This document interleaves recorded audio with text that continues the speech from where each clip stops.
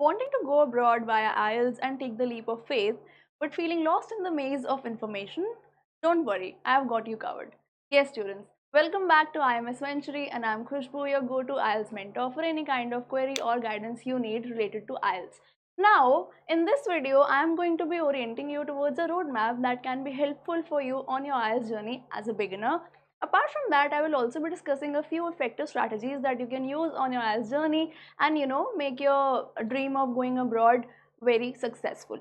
So yes, without any further ado, let's get into it. So students, if you're a beginner, you first need to understand as to what is IELTS. So IELTS is nothing but your international English language testing system, which is going to assess 4 of your language skills, namely language listening, reading, speaking and writing. Okay, now once you understand this, you can move further and you can start looking up what is the structure of this kind of exam, and then what is the format and what are the time slots for each of the module that we have, that is your again speaking, listening, reading and writing.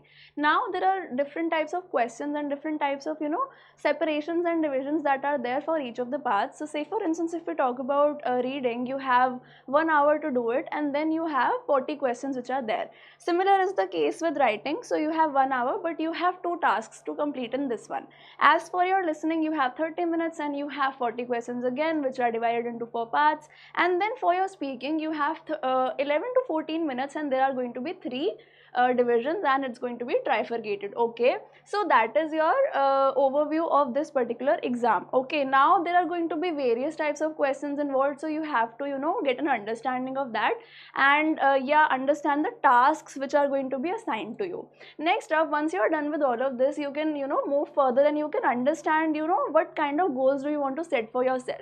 So if you want to get started with this, first you need to understand as to what you want. Okay, what are your aspirations, what kind of country are you looking forward to migrate to, what kind of university are you going to go to, or what kind of universities and colleges are you eyeing right now. So all of these things are very important. So say for instance, you are eyeing some Ivy League, or you are eyeing some university which has a band score recognition or maybe eligibility for like 8 band. So you can then set your goals in that fashion, which can help you get that kind of result.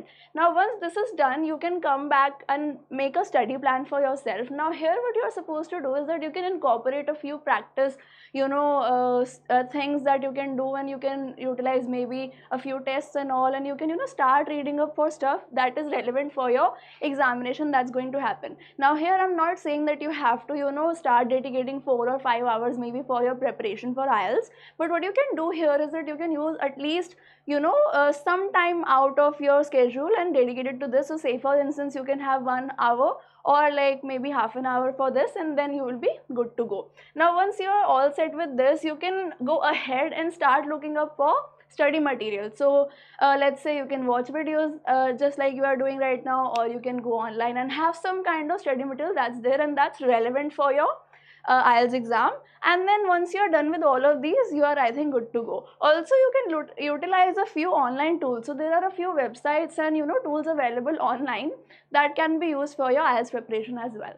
So now students, let's just discuss a few study strategies that can be utilized on your IELTS journey and help you get a better band score for yourself in maybe the first go only. So first up on the list is practicing regularly. So see, we have been told since time immemorial that practice makes a person perfect, and let me tell you, it's actually very true, right? So the more you practice for your IELTS exam, the better it's going to be and the better results it's going to fetch for you.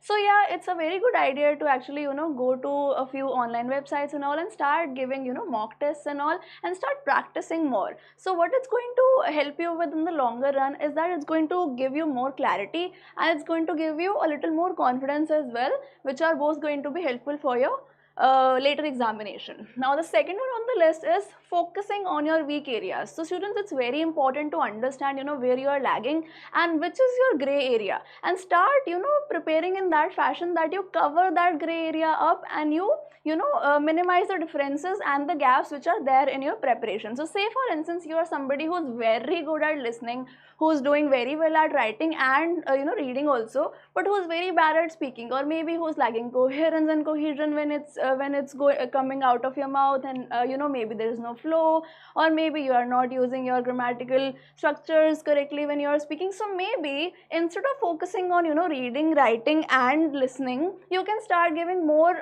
time to your speaking skills. So that is going to help you better. Now, apart from this, what you can also do is that you can start, improving your English skills holistically. So what do I mean by this? I mean that you have to cover all of your four: listening, reading, writing and speaking. So all of the language skills are supposed to be, improvised in that fashion that all of these are getting some kind of, polishing from you, and not just one. So you don't have to focus on just one. So maybe you are very good at writing. So you just don't need writing to, ace this exam. You need listening, speaking and reading as well, right? So you need to have that holistic kind of approach to preparing for IELTS. Now the next one on the line is your seeking feedback. So now what do I mean by this? See, once you start, appearing for your mock tests, or once you start performing on the tasks, you also need to have some kind of, feedback coming in from maybe peers or maybe some kind of expert. Okay, so maybe for this you can enroll with some kind of, organization, or some online test portals are also there which you can enroll for, and you can get some kind of feedback which is going to guide you further as to, what kind of gray areas do you have and what kind of scope of improvisation is there for you. Okay, and it's very personalized, so it's very, very helpful. Now the last one here is that you have to stay motivated, students. So I can't emphasize this enough. If you don't have intrinsic motivation, it won't be very easy for you. So even if you are facing some kind of issues, even if you are not acing something like this, you need to stay motivated and you need to stay optimistic about it, and you will get there. So yeah, these are a few strategies that you can incorporate in your schedule, and you can hope for better results, which I guarantee. So that's all for today, students. I would like to wish you luck for your IELTS journey, and if you like the content, please like, share and subscribe. Also, if you want me to do a particular video on any kind of topic that you want me to cover, please let me know in the comment section. As for now, I will take your leave. Stay tuned. I shall meet you soon. Thank you.